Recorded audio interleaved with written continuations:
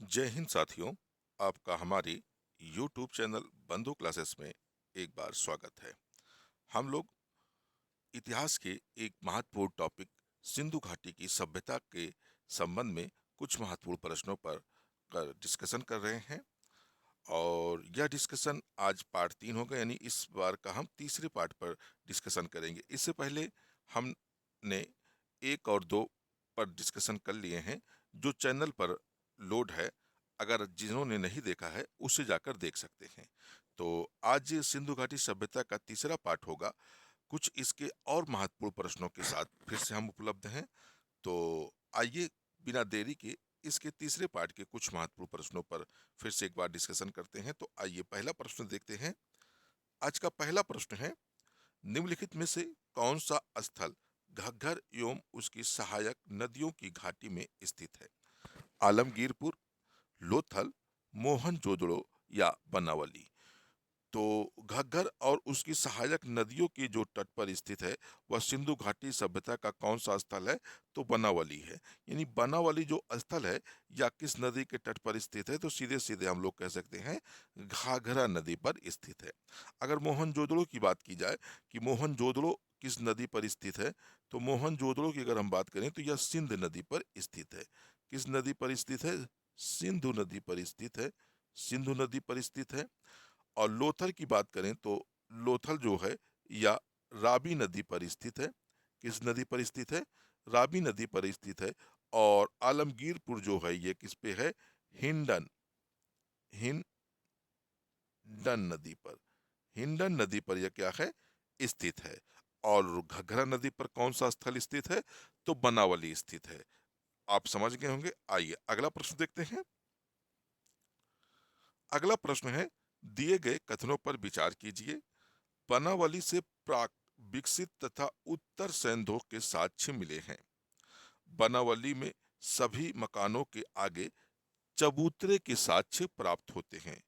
उपरोक्त में से कौन सा या से कथन सही है, सत्य है या है? केवल एक, केवल दो, एक और दो दोनों, न तो एक और ना ही दो। तो आपका राइट आंसर बन जाएगा सी वाला, यानी एक और दो दोनों आंसर सही है, क्योंकि बनावली से हमें जो है प्राग विकसित और उत्तर सैंधव के साक्ष्य प्राप्त होते हैं। और बनावली जो स्थल है उसकी एक विशेषता और है कि इसके प्रत्येक मकान पर आगे क्या था? चबूतरे बने थे। अगर आपको ध्यान होगा, जब आप प्राचीन भारत के किसी गांव में जाते होंगे, देखते होंगे जो अभी भी आधुनिक दौर में भी जो कच्चे मकान हुआ करते थे, उनके आगे जो ग्रामीण हुआ करते थे क्या करते थे? दो चबूतरे बना देते थे, एक चौखटा नुमा बना देते थे, जिसमें क्या होता था कभी कभी लोग आपस में बैठकर कुछ बातें किया करते थे। तो ऐसे ही साक्ष्य वहाँ क्या थे? प्रत्येक मकान के सामने बने थे। तो आपका राइट आंसर क्या बन जाएगा? ए और दो दोनों सही है। आइए अगला प्रश्न देखते हैं। अगला प्रश्न है, पैमानों की खोज ने यह सिद्ध कर दिया है कि सिंधु घाटी के लोग माप और तौल से परिचित थे। यह खोज कहाँ पर हुई थी? कालीबंगन, लोथल, हड़प्पा या चंदहुदड़ो? तो पैमाने के साक्ष्य हमें किस स्थल से प्राप्त होते हैं? तो लोथल से प्राप्त होते हैं। ये कई बार क्वेश्चन आपसे पूछा गया है कि सिंधु घाटी सभ्यता में पैमाने के साक्ष्य कहाँ से प्राप्त होते हैं। तो आपका राइट आंसर क्या बन जाएगा? लोथल से हमें पैमाने के साक्ष्य प्राप्त होते हैं। आइए अगला प्रश्न देखते हैं। अगला प्रश्न है, कथन और कारण में दिए गए हैं। पहला है प्रश्न दिया हुआ है, बनावली के कई मकानों से अग्नि वेदिका मिली है। कारण कह रहा है बनावली के मंदिर में अग्नि पूजा की जाती थी। तो आपको बताना है कि आर और ए दोनों सही हैं और व्याख्या भी कर रहे हैं। आर ए दोनों सत्य हैं लेकिन व्याख्या नहीं कर रहा है। आर ए सत्य है परंतु आर गलत है, या आर सत्य है परंतु ए गलत है। तो आपका राइट आंसर हो जाएगा सी वाला, ए सत्य है परंतु आर गलत है। क्योंकि अभी तक का सिंधु घाटी सभ्यता से मंदिर के साक्ष्य नहीं प्राप्त हुए हैं, यानी मंदिर के जो साक्ष्य हैं अभी तक क्या है? नहीं प्राप्त हुए हैं। तो इसी कारण से आपका सिर्फ पहला वाला सेंटेंस सही होगा कि बनावली के कई मकानों से अग्नि वेदिका के साक्ष्य मिले हैं। आइए अगला प्रश्न देखते हैं। अगला प्रश्न है, निम्नलिखित में से कौन सा स्थल सिंधु घाटी की सभ्यता से संबंधित नहीं है? कालीबंगा, रोपड़, पाटलिपुत्र, लोथल। तो सिंधु घाटी सभ्यता से कौन सा स्थल सही नहीं संबंधित रखता है?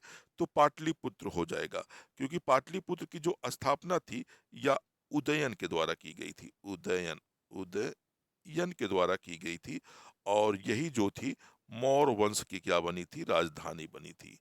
जो मौर्य वंश भारत का प्रथम विशाल साम्राज्य था, मौर्य वंश, इसी की क्या थी? राजधानी बनी। मौर्य वंश की ये कैपिटल थी, यानी राजधानी बनी थी, राजधानी बनी थी। और इसकी स्थापना जो थी वो किसने की थी? उदयन ने की थी। और आपसे यही पूछ रहा है, क्योंकि कौन सा सिंधु सभ्यता का स्थल नहीं है, तो पाटलिपुत्र जो है या सिंधु सभ्यता का स्थल नहीं है। आइए अगला प्रश्न देखते हैं। अगला प्रश्न है, सिंधु घाटी में कितनी राजधानियां थी?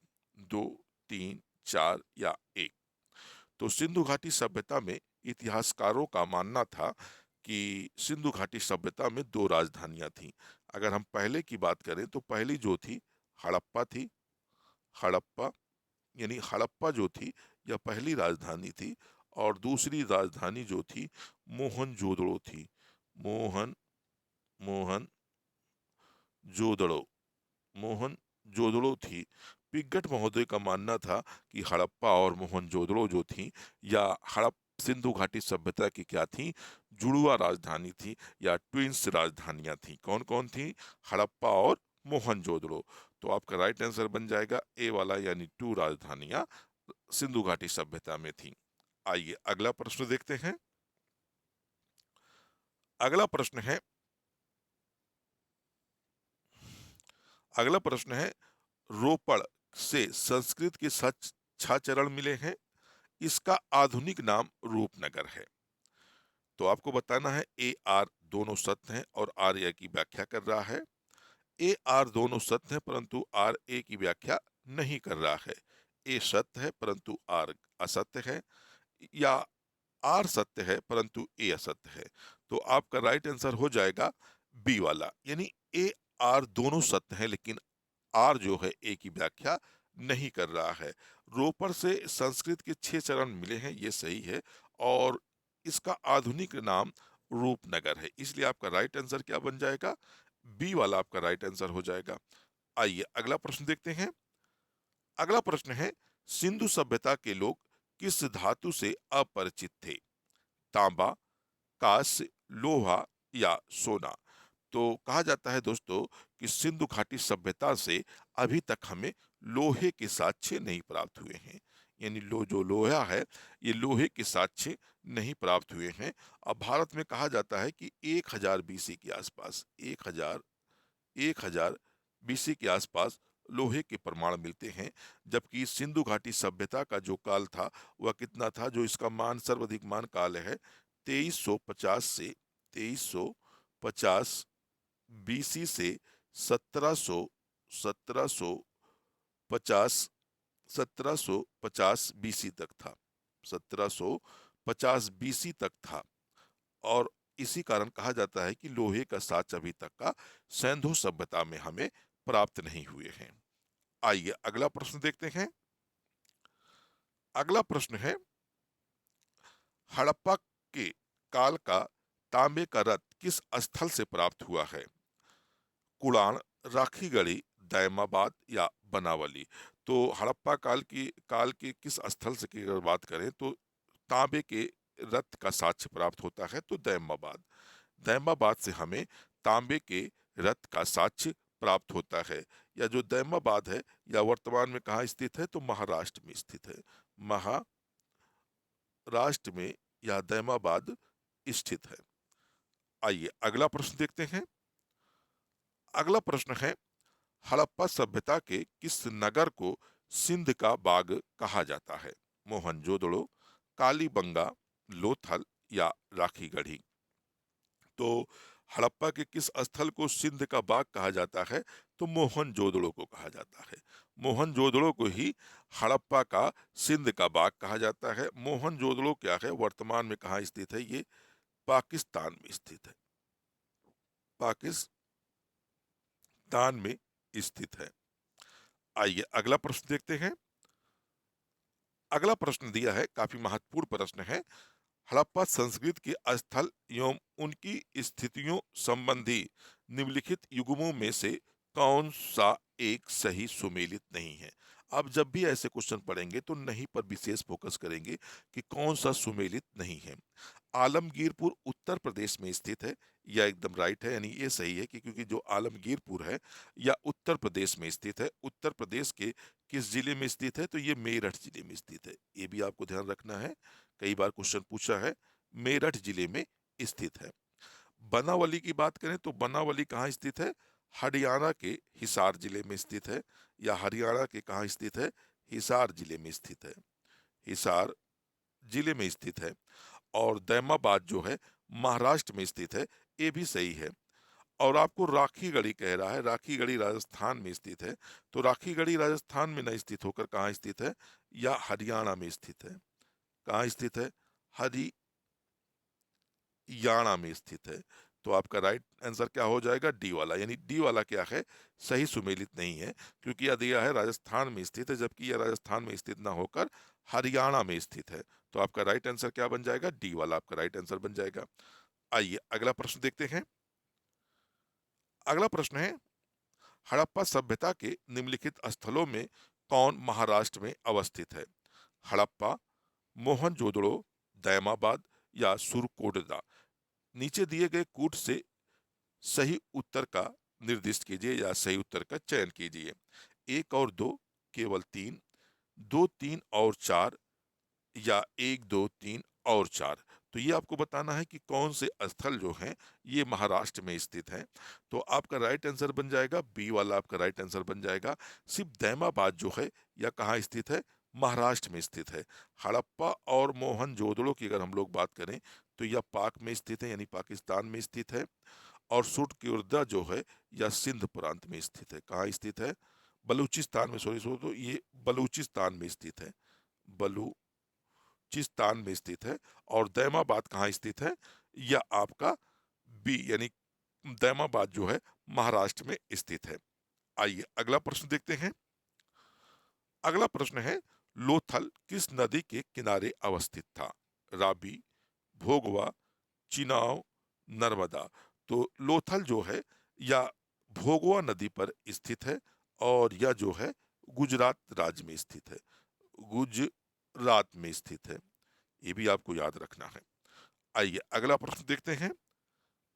अगला प्रश्न है, निम्नलिखित में से किस पदार्थ का उपयोग हड़प्पा काल की मुद्राओं के निर्माण में मुख्य रूप से किया जाता था। टेराकोटा, कांसा, तांबा या लोहा।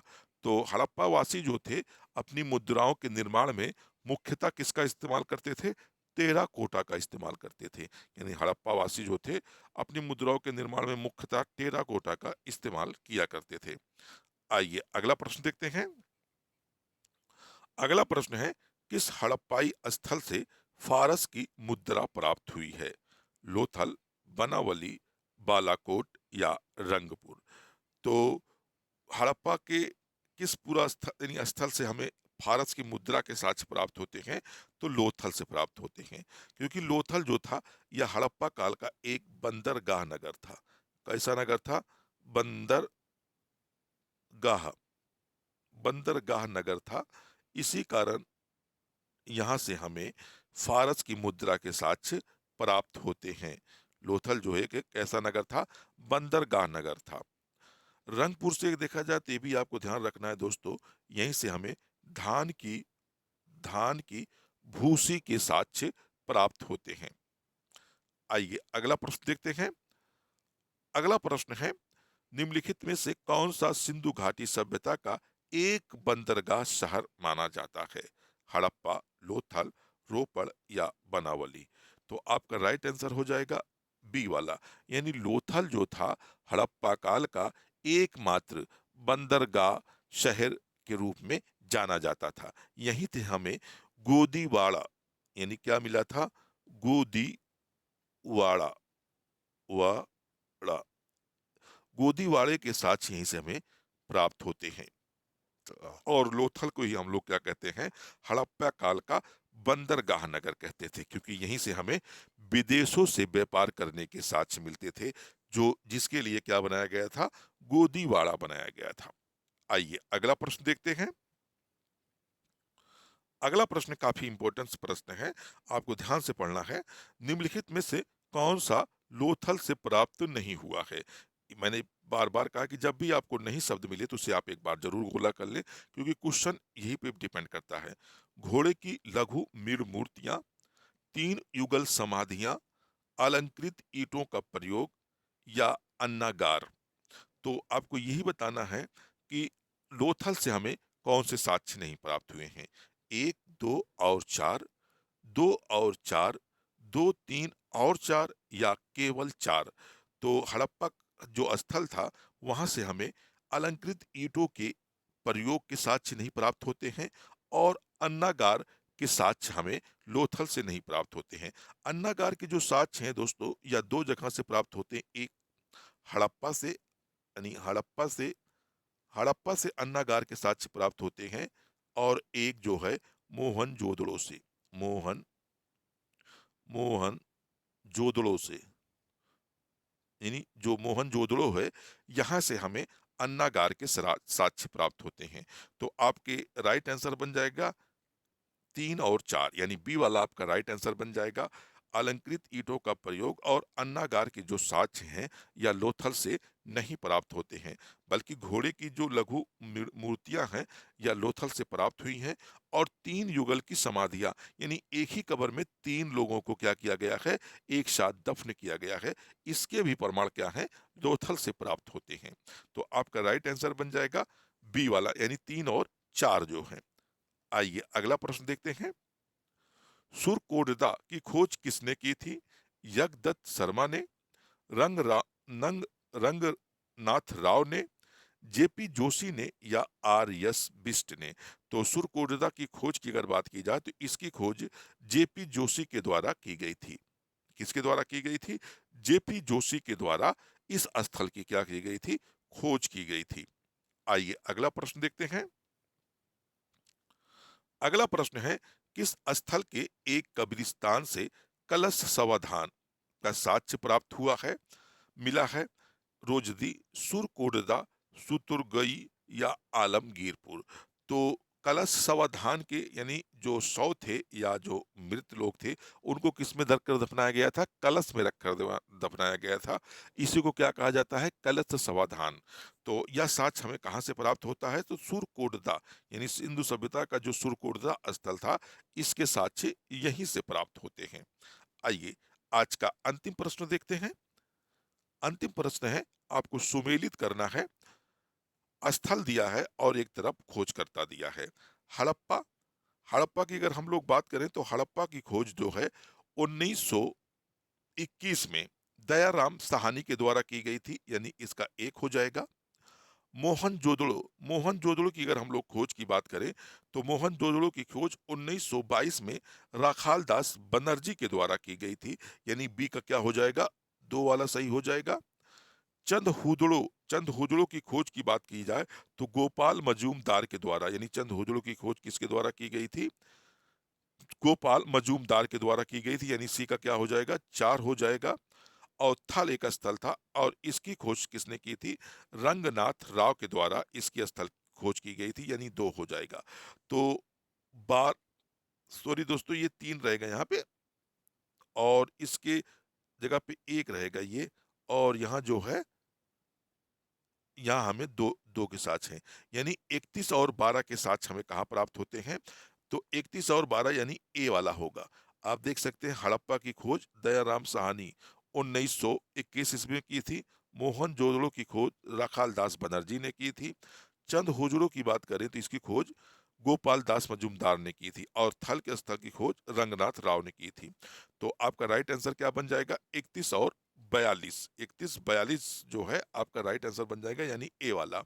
तो दोस्तों अगर आपको वीडियो अच्छा लगा हो तो वीडियो को एक बार जरूर शेयर करिएगा अपने दोस्तों में, और लाइक जरूर करिएगा, और चैनल पर नए हो तो चैनल को सब्सक्राइब कर लीजिएगा, बेल आइकन का बटन जरूर प्रेस करिएगा।